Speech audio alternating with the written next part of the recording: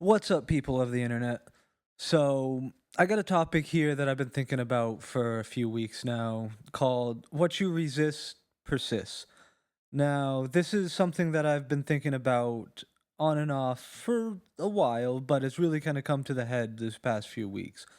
And basically, it kind of works out to the point of it's a mindset causing an overcorrection that you desperately want to be somewhere or want something, but you just can't let it loosen your grip on it a little bit. And it adds unnecessary friction in your daily life and going about doing things and it trying to achieve this goal.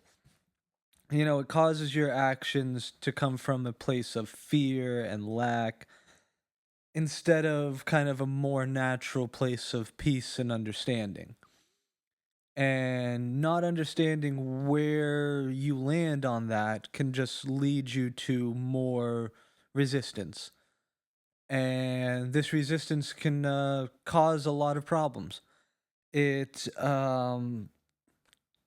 seems a little paradoxical at first because you might be thinking, well, don't I shouldn't I strive hard for what I want? Yes, but there's a balance to be made, and there's you got to loosen your grip a little on it. And I've ran into this in a number of times in my life and different endeavors and different things I've been trying to accomplish. And I got the two most salient ones to me at this point in time where I've succeeded in kind of embodying this point of view and where I failed at it. And one of the first ones, I'll start with my success here, is fitness and bodybuilding. We've we're always conditioned to try and find the easiest way to accomplish certain things. When there's a lot of endeavors that there is no easy way, you just have to do the work. So, being said, if you're finding too much resistance, your balance is off. You're desperately wanting to get to where you want to go, and in my case, with fitness, it's been a multi-year journey, 4 to 5 years now. So I've been going hard, hitting the weights, hitting the cardio, dieting, cutting, bulking, but when I first started, it really kind of came out as it manifested as a lack of not being where I want to be, which is healthy. And in that case, striving and saying I've had enough, reaching your breaking point, and then going forward and correcting it is a healthy point to be at. Now, see where I kind of messed up along the way, and it is trying to take these shortcuts, trying to over optimize my way.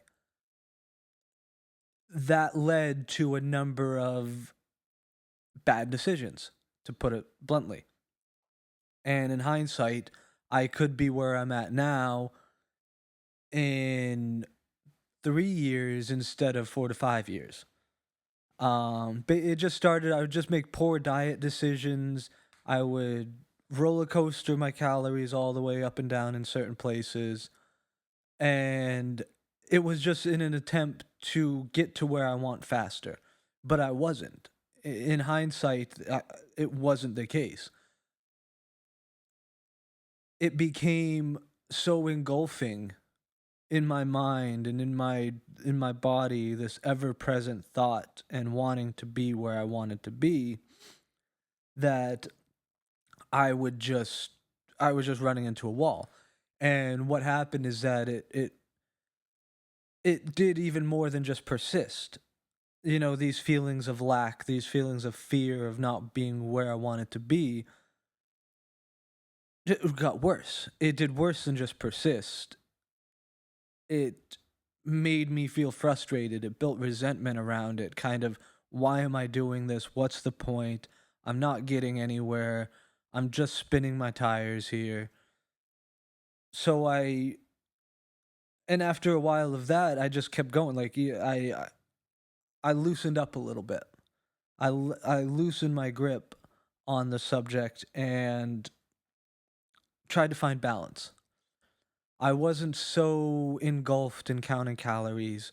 I wasn't so engulfed in being seen as this certain person I wanted to be seen as. And that in turn led me to some of my greatest gains that I've had on my journey so far. So being that the case, it's been one of the successes that I've had looking at it of just letting go a little bit. And I think it's a very valuable lesson in that is applied to many other endeavors in life. Because I can't, it's one of those few things I have to trust the process. I can't will my way to a better body. I can't make it go any faster. I just have to trust the process and what it is. And like I said earlier, that I probably even I delayed it further. In my attempts to make it go faster, I actually delayed what I was striving for. And I think that's an important point in this factor that gets overlooked a lot of times. You see in this hyper drive society, this hyper success driven, this hustle culture society that has developed, that we want to just put your nose to the grindstone to the point of no nose, and when you look up, you'll be where you want. And sometimes that might be the case. Some people can do that, but not without a cost. Not without sometimes a very detrimental cost. And in myself, I noticed that. And that's one of the reasons why I just had to back off. And there was a number of other personal reasons why I had to just find a better balance with it. Because it was all engulfing for a number of years for me. Um, so yeah, there was a number of factors in that led me to be able to change my actions and not come at it from this place of fear or lack, in a way that I was able to find balance. Now, on the flip side of this coin, a certain endeavor that I still struggle with this on is feelings of loneliness. And this has plagued me for a lot of my life in a number of ways. Being an only child, small family, not a very big area that I grew up in. Um, I grew up in multiple different areas and bounced around a bit, so I never really had like long term friends or like a long term foundation in that sense. And it really came to a head to me a couple years ago when my father passed away. And it set off a couple of alarm bells, I guess you could call them, in my mind surrounding loneliness. Being an only child, it kind of sunk in that once my mom passes, that there's going to be a lot that going to have to deal with on that front and dealing with that loneliness. So it's been hard to cope with that, to be blunt. And I've used a lot of different coping mechanisms and have acted out of this fear and lack to be able to try to cure or remedy my loneliness. When, just like in my fitness journey, it has really only made it worse. And I can't explain what the exact mechanism is that causes it, but it just became engulfing to a point where I would try and pre-figure out what I'm going to do when that point happens before I've even reached there. And it's not like I don't have kind of extended family, but they're all, I'm sure, like a lot of people, are scattered across the country. My aunts and uncles are all over the place. My cousins are all over the place. So I've never really been super close with them. So I've tried to remedy this in a number of different ways, whether that be, wrong friend groups, wrong women in my life, just choosing the wrong relationships and connections around me as a sense of overcorrection that using for example for women, this is a very hot topic on the internet, like the I got to the point with women, and I've realized this in the past few months, that a lot of my connections with women have been coming from more of a place of fear and lack and needing a sense of validation, or trying to figure out a cure for my loneliness, thinking that this is what's going to cure it, when in all reality it's not. And like with my fitness journey, it's just made it worse. It's only made me feel more lonely. It's only made me feel more emotional and more on this roller coaster of that I I couldn't tell up from down. Um and not only did it persist, it got worse. So, and this overcorrection became the norm for me for a few years. I would have these connections with women that weren't right for me. We didn't share the same values. We didn't share the same connection on that level. It was, we both wanted something different out of it. We both were different people with different life paths. And in a way, did it work for a little bit at the time? Sure. But in the long run, I feel like it caused more harm than it did good for me. And sure, it was fun while it lasted, but when the party's over, it it just was hollow. It just didn't feel right. And I think that's a lot of the thing, not to go off too far on a tangent. That's where I feel like a lot of this red pill manosphere things kind of miss, is that this isn't, that type of lifestyle or thinking isn't truly fulfilling. Some dudes it might be. That might be what they only want. But I think for somebody that wants a family, somebody that wants something genuine in their life that they can lean on and build, I don't think it's helpful for it. It doesn't impress me anymore.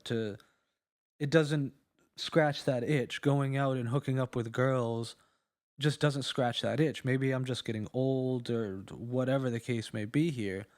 But either I want something more, or I'd rather just not have it at all. And I think it's important to find some balance in this. That you can't always will your way to the where you want to be in life. Sometimes the will has to be subverted in order to just let the universe do its thing, to cultivate more self knowledge, to know what you really want, and to sometimes understand that your wants aren't what you really need. And this alignment that needs to come into place, and a certain letting the universe, leaving room for God, I guess, is from a religious point of view, that to let the universe do its thing and let you work in tandem with it. You're not fully creating reality. You are in a co-creation with the universe. Let things come to you that are meant for you, but also don't give up on those things that you want. And this alignment, I've found, has been incredibly fruitful in my life, to align your wants and needs to your actions, and then taking action from there, instead of letting these things become a action of desperation, or you're overcorrecting what you want and not leaving enough room for the universe to provide. That's that's how I think you find the balance. You're loosening the grip a little bit. You're half in, half out almost with it. And in some endeavors that doesn't quite work. And I guess like I don't think the half in, half out thing is quite the right way to word it. That you have to be all in for it, but you can't have full control. You never have full control, and that control is an illusion. That you can't expect everything to go as your idealized mind would hope it would go.